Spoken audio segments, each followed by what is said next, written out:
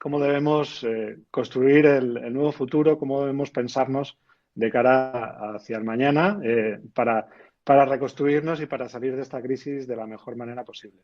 Hay que tener en cuenta que en la enfermedad se toca fondo, sobre todo en ciertas enfermedades. El mundo entero es como si se quebrara. Uno se pregunta por qué a mí, o por qué a mi mujer, o por qué a mi hijo, o por qué a mi hermano, a mi hermana. Entonces, en ese momento, cuando el ser humano toca fondo, es cuando se abre un espacio de descubrimiento que solo se encuentra en la profundidad. No lo podemos encontrar en la superficialidad.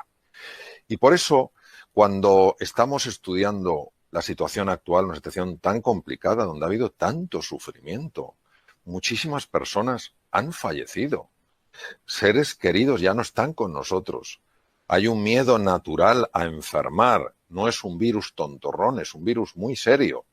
Hay una afectación económica como probablemente muchos de nosotros jamás hemos conocido. Y ante esta situación indudablemente dolorosa, nosotros no solo tenemos que encontrarle un sentido, porque el dolor que no tiene sentido multiplica n veces la intensidad del dolor. No solo tenemos que encontrarle un sentido, sino que además hemos de encontrar una forma de atravesar ese dolor para salir reforzados, para salir fortalecidos. Por eso me pareció que el título, Encontrar la oportunidad en medio de la dificultad, era algo que podía venir muy a cuento de la situación actual. Porque si solo estamos pensando en fallecimientos, en enfermedad, en cataclismo económico, y no ponemos en el otro lado de la balanza algo que de alguna manera equilibre esta situación, os podéis imaginar el nivel de hundimiento psicológico, emocional, que todos como sociedad vamos a experimentar. Y tenemos que poner las cosas en perspectiva. Cuando uno está en medio de la situación dolorosa, no puede poner en perspectiva nada. Por eso tenemos que salirnos y ver las cosas con mayor amplitud, ver un contexto más grande, un contexto de dimensiones mayores, para así poder encontrar esas opciones, esos recursos que todos, sin duda, tenemos a la hora de hacer frente con solidez, con bravura, con valentía y con verdadera confianza la situación en la que nos encontramos. Voy a poner una presentación porque algunas de las cosas que voy a comentar tal vez se van a ver mejor con la presentación. Vamos a ver. La oportunidad tiene una característica bastante peculiar, y es que no suele aparecer en nuestras vidas con bombo y platillo, metiendo mucho ruido, sino uno tiene de alguna manera que adiestrar su mirada para encontrarla. Y precisamente donde es más importante encontrar la oportunidad no es en un momento de abundancia, no es en un momento donde todo va sobre ruedas, es en momento de dificultad. Quiero hablaros de dos personajes a los que obviamente tengo un gran respeto y que sin embargo obviamente en sus ideas no fueron personas perfectas, como no lo somos ninguno. Son dos personas que han influido de una forma decisiva en toda la civilización occidental y sus ideas se han convertido en formas de ver la realidad, en formas de ver las cosas. Han alterado profundamente la percepción. Nosotros sabemos que cuando alguien nos cuenta ciertas cosas, empieza a afectar a cómo vemos esas mismas cosas. Es preciosa la historia, por ejemplo, del gran pintor francés, del impresionismo francés, Monet. Monet era un hombre obsesionado por la luz. Si ponemos un cuadro de Monet a una persona que no conoce muy bien el impresionismo, dirá, bueno, no está mal el cuadro. Si le contamos la historia de Monet, su obsesión por la luz, que Monet desarrolló un interés tan grande por ver distintos matices de la luz, que cuando padeció unas cataratas y le dijeron que se tenía que operar porque estaba viendo la luz como nunca antes la había visto, decidió que no se quería operar y le dijo al oftalmólogo, doctor, usted me quiere quitar algo que llevo 40 años buscando. Si después de contarnos esa historia nos ponen delante del cuadro de Monet, os digo que todos veremos un cuadro diferente. Pues esto es lo que ha pasado con Newton y Descartes. No cabe duda que Newton, desde el punto de vista de la ciencia, Descartes, desde el punto de vista de la filosofía, han hecho unas aportaciones maravillosas a nuestra vida. Sin embargo, cometieron un error muy lógico, no fueron ellos los únicos, de alguna manera fueron los que, a modo de grandes megáfonos, impactaron más en nuestra forma de ver la realidad. Newton, por ejemplo, de alguna manera nos hizo ver un universo alejado de nuestra propia experiencia vital, un universo que se podía medir, que se podía pesar, que se podía analizar. Obviamente nosotros llevábamos viendo un universo ajeno a nosotros, unas cosas separadas de nosotros mucho antes de que apareciera Newton, pero de alguna manera Newton reforzó la relación del mundo interior con el mundo exterior. El mundo interior se podía acercar al mundo exterior, los planetas, las leyes de la Tierra, como un explorador que hiciera una fina disección, que analizara, que conceptualizara aquello que había. Por otra parte, Descartes, en el siglo XVII, hace 350 años, hizo un estudio muy profundo de la naturaleza y llegó a la conclusión de que había dos tipos de naturalezas. A una la llamó la res cogitans, era la mente, los procesos mentales. Y otra era la res extensa, lo físico, lo que se puede pesar y medir, por ejemplo, el cuerpo. Y él consideró que lo único realmente fiable era la mente y que el otro no era tan fiable porque los propios sentidos te podían engañar. De aquí nace el conocido dualismo cartesiano, pero veréis las implicaciones que esto ha tenido en nuestra forma de percibir la realidad y en nuestra forma de entender dónde está la oportunidad. Descartes pensó que los procesos mentales no podían afectar a los procesos físicos sencillamente porque no había conexión entre ellos. La res cogitans, lo mental, y la res extensa, lo medible, lo pesable, eso no estaban conectados. Con lo cual, nosotros éramos puros observadores pasivos de una realidad que podíamos, siguiendo a Newton, analizar, describir, categorizar y explicar. Esto tiene unas implicaciones de tal profundidad que si nos paramos a pensar y conseguimos que haga clic esto en dimensiones hondas de nuestra existencia, se produce un antes y un después.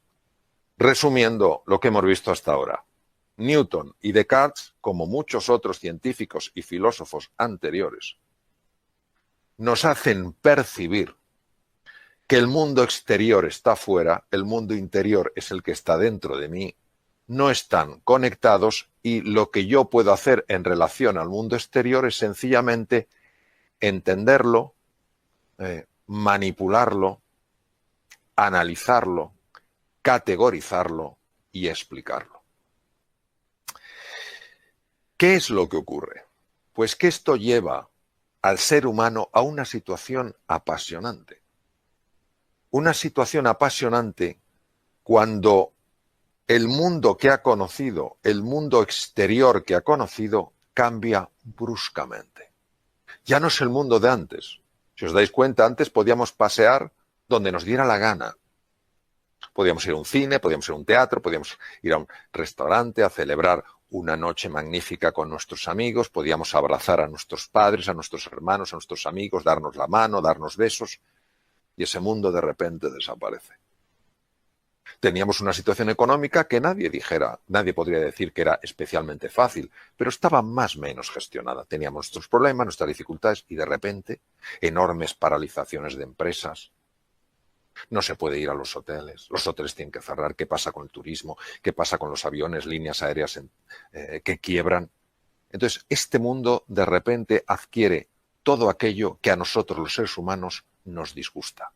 Incertidumbre, ambigüedad, volatilidad, complejidad. Me siento inseguro. Y entonces tiendo a aferrarme a lo que sé hacer, a mantener mi estatus como sea, a seguir fiel a mi grupo, porque lo que quiero es sentirme seguro. Ahora, aquí es donde nos tenemos que parar un instante, queridos. ¿Por qué me siento seguro en mi zona de confort? ¿Y por qué me siento inseguro ante ese otro mundo exterior a mí que ha cambiado? Precisamente porque me veo ajeno a él. Creo que el mundo exterior está ahí, el mundo interior está aquí. Por eso cuando me han hecho alguna entrevista y me han preguntado ¿cuál cree que es el mundo que nos vamos a encontrar? De nuevo vemos en esta misma pregunta el reflejo del paradigma de la forma de ver de Cartesio. Nos lo vamos a encontrar porque es ajeno a nosotros. ¿Y si esto fuera un error de primer orden? Que tuviera unas consecuencias absolutamente extraordinarias. Imaginaros el mundo que se nos puede abrir si descubrimos que hay un error, tanto en la visión de Newton como en la visión de Descartes y en la visión de muchas otras personas. Dejadme que os explique ahora un aspecto de lo que se llama la neurociencia afectiva. La neurociencia afectiva es la parte de las neurociencias, las ciencias del sistema nervioso, que estudia todo lo que tiene que ver con el mundo de los sentimientos y de las emociones. En el centro de la imagen veis un punto rojo. Ese punto rojo es la amígdala. La amígdala, hay dos amígdalas, las que tenemos obviamente en la garganta y las que tenemos en el cerebro, que no tienen por supuesto nada que ver. Me refiero naturalmente a las que tenemos en el cerebro. En ese núcleo que veis ahí, tan pequeñito, tiene el tamaño de una almendra aproximadamente, está ni más ni menos que el núcleo central del miedo. Es nuestro detector de miedo. ¿Qué quiere decir? Que si yo este mundo que está envuelto en una pandemia, solo lo percibo como ajeno a mí, a ver qué más desgracias me trae. Si solo veo un mundo incierto, hostil, volátil, ambiguo, y yo me veo a mí mismo como una víctima que tiene que ver cómo sale adelante ante esta tormenta que está sacudiendo a la humanidad entera, os voy a decir lo que pasa.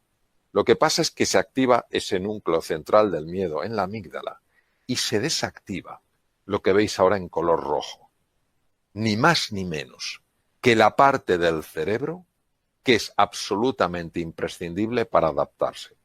Es un momento para recordar la frase genial de Charles Darwin: no es la especie más fuerte ni la más inteligente la que sobrevive, sino la que mejor se adapta. ¿Cómo nos vamos a adaptar, queridos? Si la parte del cerebro, la parte más moderna, la corteza prefrontal, no funciona adecuadamente porque está activado el núcleo central del miedo. Ni podremos negociar, ni podremos ser creativos, ni podremos innovar, ni podremos emprender, ni podremos cooperar, ni podremos descubrir la oportunidad en medio de la dificultad, porque si hay una estructura en el cerebro clave precisamente para que eso suceda, es esa región, las áreas prefrontales del cerebro. Luego nosotros tenemos que ver cómo se puede desactivar ese núcleo central del miedo para que pueda mantenerse activada la zona que nos va a permitir a todos adaptarnos, mejorar, crecer y evolucionar. Como lógicamente soy médico, he ejercido la cirugía 26 años, aunque desde hace unos largos años ya no estoy en el ejercicio clínico, sino en la investigación y en escribir y transmitir estos conceptos, sí me importa mucho deciros que cuando se enciende el núcleo central del miedo en la amígdala, no solo se desactiva la parte anterior del cerebro, que es precisamente, como hemos comentado, la que nos ayuda a adaptarnos, es que además tiene profundos efectos a nivel del cuerpo. Si veis en la zona inferior de la presentación, con un color rosado, veréis que pone cortisol. El cortisol es una sustancia, es una hormona producida por las glándulas suprarrenales y que se utiliza mucho en medicina en situaciones muy importantes. De hecho, ha sido muy utilizado cuando en la situación actual con el COVID-19 se producía una reacción excesiva del sistema inmune y un cuadro inflamatorio. Se utiliza también en los trasplantes, etc. Pero cuando el cortisol es liberado por procesos mentales que están interpretando un territorio incierto como un territorio hostil sin siquiera haberlo conocido, solo por unos fragmentos de información, por importantes que sean, El cortisol empieza a liberarse de una forma anómala en la sangre, no gestionada por un profesional, sino anómalamente en la sangre. Y esto no solo afecta a los órganos que veis debajo, tubo digestivo, hígado, sistema cardiovascular, corazón, pulmones, sino a esa célula que veis a la derecha, que es una de las células más sensibles al cortisol. Es el linfocito asesino. Imaginaros lo brutal que tiene que ser en su ataque para que a este linfocito, que es parte de nuestro ejército, le llamen asesino. A mí me recuerda en la guerra de las Malvinas, cuando decían que los británicos iban a mandar a las Malvinas a los gurkas. No sé si acordáis de aquello. Los gurkas tienen una fama de ser gente que se escabullía, se metía sin que les pudieran ver, usaban cuchillos, degollaban a la gente, no sé si recordáis aquello. Pues de alguna manera siempre ha habido dentro de los ejércitos tropas especiales, tropas muy entrenadas para entrar en las líneas del enemigo, pues nuestra tropa especial, o al menos una de ellas, es ese linfocito asesino, NK Natural Killer, asesino natural. Bien, este es un linfocito especializado en el ataque sobre todo a dos tipos de agentes nocivos, las células cancerígenas, número 1, y los virus. Acordaros que el COVID-19 es un virus.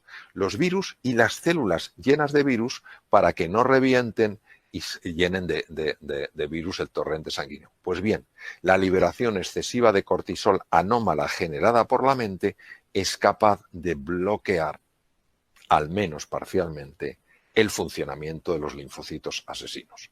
Fijaos qué curioso como en un momento determinado donde tenemos que tener un sistema inmune lo mejor modulado posible y unas capacidades cognitivas lo más hábiles, precisamente para que nos podamos adaptar, fijaros qué curioso cómo cuando uno está contemplando el mundo exterior ajeno, hostil, sucede todo lo contrario, cae nuestro sistema inmune, su modulación empeora y las capacidades para adaptarse también bajan. Por eso nosotros tenemos que cambiar esta pregunta. ¿El mundo que nos vamos a encontrar? No. El mundo que juntos podemos crear. Y aquí es donde vamos a dar el salto cuántico. Nunca mejor dicho. Porque tenemos que traer a primera línea como protagonistas de esta escena a dos de los físicos cuánticos más notables que han existido. Por supuesto, ha habido otros como Niels Bohr, el danés, que ganó el premio Nobel en 1922, el premio Nobel de Física, justo el año posterior al que lo ganó Albert Einstein. David Bohm, que conoció a Einstein, trabajaron juntos, quiero decir, en el mismo lugar en Princeton, en la Universidad de Princeton, Estados Unidos, y son estos físicos, Bohm, Einstein, Niels Bohr, etcétera, etcétera, los que nos han descubierto dónde estaba nuestro gran error. Y el gran error está en lo siguiente. El mundo exterior y el mundo interior solo están separados en apariencia. En apariencia, como decía Niels Bohr, hay una verdad, es verdad. La física newtoniana, claro que es verdad en el mundo de las formas, en el mundo de las apariencias. Claro que en el mundo de las apariencias lo que decía Descartes parece que es verdad, que la mente va por un lado y el cuerpo va por otro. Sin embargo, los físicos cuánticos, Niels Bohr, Einstein, Bohm, nos introducen en un plano profundo de la realidad. Es como si solo conociéramos la superficie del mar. Y Newton y Descartes nos hubieran hablado de la superficie del mar, que tiene cosas apasionantes. Y está la tierra firme y nos la hubieran descrito, diríamos, qué maravilla, qué continentes. Y que físicos cuánticos como Niels Bohr, Einstein o Bohm nos hubieran metido en las profundidades del mar y nos hubieran enseñado los tesoros que hay. Las cosas tan extraordinarias, por ejemplo, solo deciros que gran parte de las sustancias que se utilizan para destruir el cáncer se obtienen de esponjas marinas, no de cosas que están en la superficie. Por tanto, la física cuántica jamás ha estado en contra de la física newtoniana.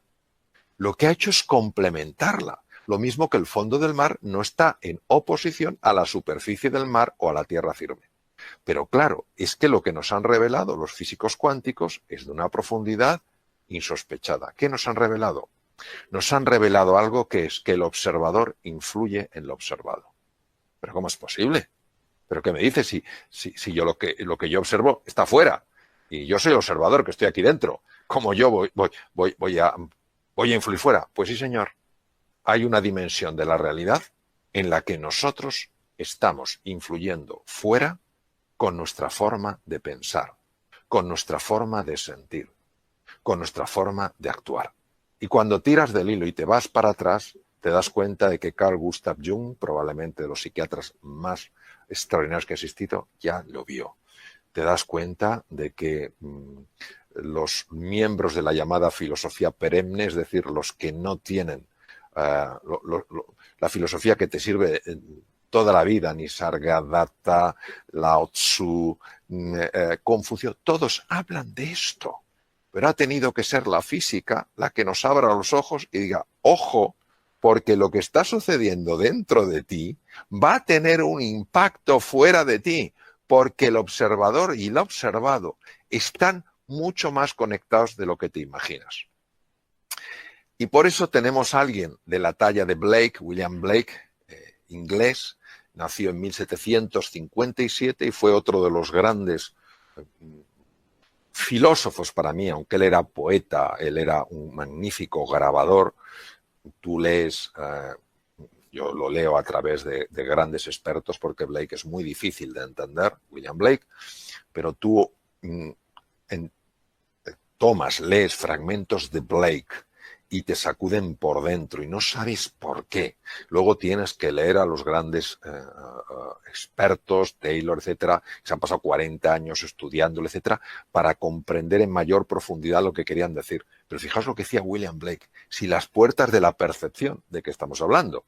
De abrir la mirada, de que ya no hay un mundo fuera y un mundo dentro, sino que es un mismo mundo que da la apariencia que una parte está fuera y otra dentro. Si las puertas de la percepción fueran limpiadas, física cuántica, la realidad parecería como es, infinita. El mundo en un grano de arena, el paraíso en una flor, la eternidad en una hora, todo lo existente en la palma de mi mano. Pero es que hubo un científico por el que yo siento absoluta pasión. Voy por cada sitio que voy en el mundo, me muevo en el mundo, hablo con don Santiago con pasión. No solo porque a mí me ha influido mucho, aunque no le he conocido, porque él murió en 1934, nació en 1855 y murió en 1934, pero es un hombre que esto ya lo intuyó. Es el neurocientífico que mejor ha conocido el cerebro. O sea, tener en cuenta que él gana el Premio Nobel de Medicina en 1906, que era eso imposible para un español, imposible, pues lo ganó porque él hacía posible lo imposible.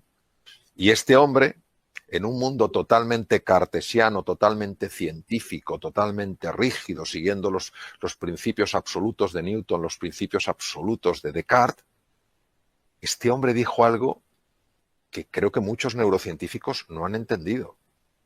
Todo ser humano puede ser, si se lo propone, escultor de su propio cerebro. Pero vamos a ver, si Descartes decía que el pensamiento, que es lo que yo me propongo, el compromiso, lo que yo creo, no tiene relación con el cuerpo. El cerebro es cuerpo, es físico, se puede pesar, se puede medir, se puede analizar, se puede diseccionar. Y sin embargo, este hombre los une. Y dice que todo ser humano puede ser, si se lo propone, escultor de su propio cerebro. Pero este hombre, ¿cómo lo pudo saber si no había tecnología? Hoy en día sí la hay. Y sabemos que la neuroplasticidad, la formación de nuevas neuronas, la formación de nuevas conexiones entre las neuronas, depende tremendamente de la forma de pensar. Por eso cuando escribí Reinventarse hablaba precisamente de eso, de lo que verdaderamente Cajal había descubierto, que el ser humano se puede reinventar, que la mente, los procesos cognitivos, naturalmente que conectan con los procesos físicos, porque son dos realidades que se pueden distinguir, pero no se pueden separar. De alguna manera, don Santiago, que de alguna manera precedió a algunos de los grandes físicos cuánticos, porque él gana el premio Nobel en 1906 por sus estudios de la teoría de la neurona, y en 1921, con el efecto fotoeléctrico, gana Einstein el premio Nobel de medicina. Es decir, estamos hablando de personas muy cercanas en la dimensión del tiempo. O sea, fijaos qué cosa más bonita que uno sepa que su forma de pensar, que su forma de sentir puede hacerle más inteligente, más capaz, pero es que además que puede hacerle influir en las circunstancias que genera en la vida, en lo que se encuentra. Y por eso tengo 3 palabras para ofreceros para vuestra consideración. Primero, que os atreváis a querer de verdad, que no tengáis ningún miedo en esta época de dificultad de sentir pasión por nuevos proyectos, de sentir pasión por nuevas oportunidades. No creáis que la vida quiere que vayamos con la cabeza baja. La vida en mayúscula llora cuando nos ve tristes. Entonces, querer con pasión, apasionaros por las cosas, entusiasmaros por los proyectos, entusiasmaros por las oportunidades que, aunque todavía no las vemos, van a surgir. En 1900 en Londres había 1 millón de caballos.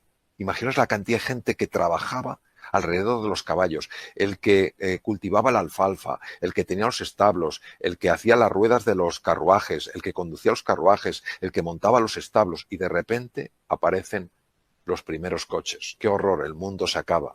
Imaginaros la cantidad de trabajos, de oportunidades, de posibilidades que han abierto los coches. Entonces, querer con intensidad, sentir pasión, porque hay un mundo de oportunidad. Ya sé que no lo vemos, ya sé que no lo vemos. Comentaba al principio de esta sesión que la oportunidad disfruta yendo absolutamente disfrazada, que no se la vea. Segundo, una vez que os hayáis apasionado, empezar a imaginar eso cómo se puede hacer realidad. Uno de los errores que cometemos, desde mi punto de vista siempre, en cuanto a la imaginación, es confundir la imaginación con la fantasía. La fantasía es un acto donde 2 elementos desconectados y inconexos yo los uno. Por ejemplo, si pienso en un unicornio, pues cojo un caballo, pienso un animal que tenga un cuerno, como pues un rinoceronte.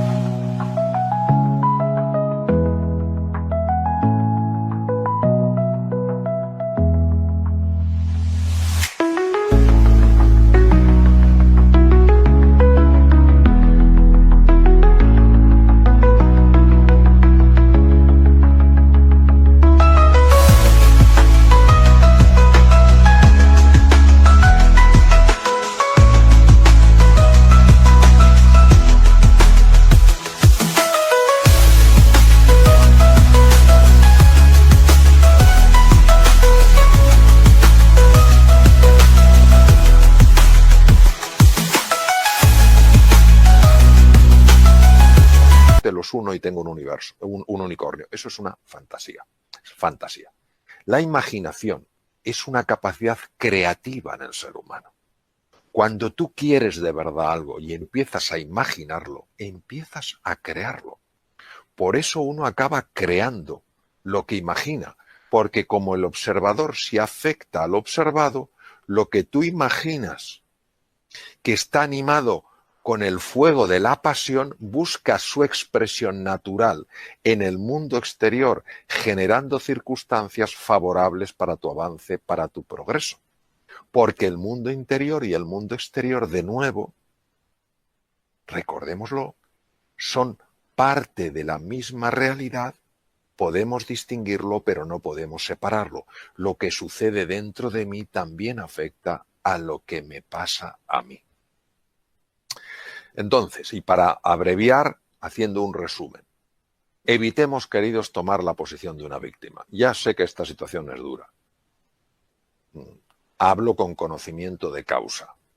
Esta situación es muy dura. No le quitamos dureza. Ahora, esta situación no es más dura ni más fuerte que lo que somos nosotros, sacando nuestra mejor versión y ayudándonos unos a otros. Enfoquémonos en conseguir lo que queremos.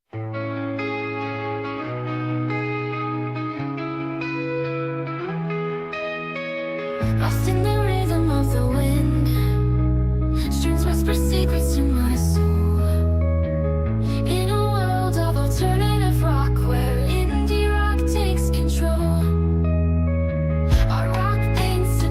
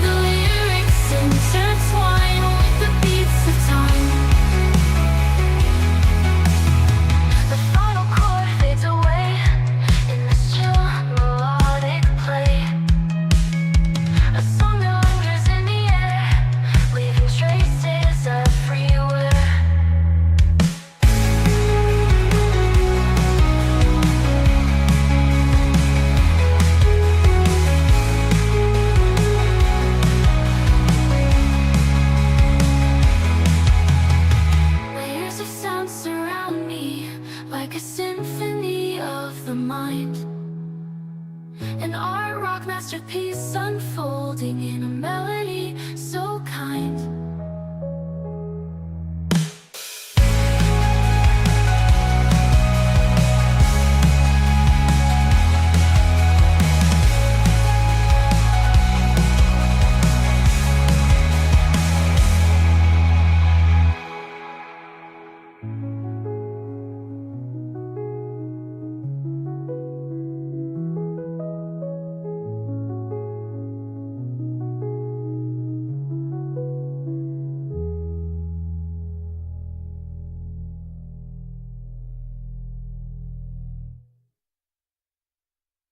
No evitar lo que no queremos.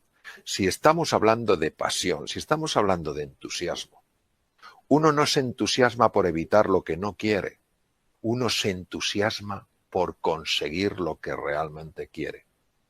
Recordemos siempre que la imaginación tiene en sí la capacidad de crear, no solo de describir, sino de crear, de materializar. Utilicemos un lenguaje que nos ayude, no que nos anule. El lenguaje es nuestro pensamiento. Nuestro pensamiento es lingüístico. Si no tuviéramos lenguaje no podríamos pensar. No se puede pensar sin lenguaje. No es posible. Son lo mismo. Y decía el gran filósofo austriaco Wittgenstein, los límites de mi lenguaje son los límites de mi mundo. Si usamos palabras constantemente como problema, hecatombe, desastre, tristeza, lamentación, horror, nuestro mundo se va a hacer muy pequeñito. Si reconocemos que eso existe y ponemos el énfasis en la oportunidad, en el desafío, en la cooperación, en la generosidad, en la pasión y el entusiasmo, nuestro mundo se va a expandir. Y sencillamente esto no se trata de vender nada. Esto se trata de compartir algo que cuando uno de alguna manera, aunque sea humildemente, lo engancha, te abre un mundo de posibilidad. Entonces, que nos abramos a la posibilidad de que lo extraordinario pueda manifestarse en nuestra vida, en tu vida. Napoleon Hill no es un hombre muy conocido en España, es un hombre muy conocido en Estados Unidos, ya falleció hace muchos años. Y siempre me impactó mucho esta frase que le corresponde a él y por eso hay que poner su nombre al lado de la frase. La oportunidad viene envuelta en ropa de faena. Su forma de describir que la oportunidad no viene con bombo y platillo, como describía yo al comienzo de esta sesión. La oportunidad viene envuelta en ropa de faena. Quien está en posición de víctima, quien está utilizando un lenguaje donde solo caben los problemas, las dificultades, las limitaciones, los desastres, las hecatombes, no la va a ver. Quien cree que el mundo exterior está fuera y el mundo interior está dentro, no la generará, y si no la genera tampoco la verá. Napoleon Hill pasó 25 años de su vida, un encargo que le hizo una persona muy reconocida en los Estados Unidos, pasó 25 años de su vida estudiando la vida de la gente que había podido salir adelante en situaciones muy complicadas. Y llegó a la conclusión de que al final es esto.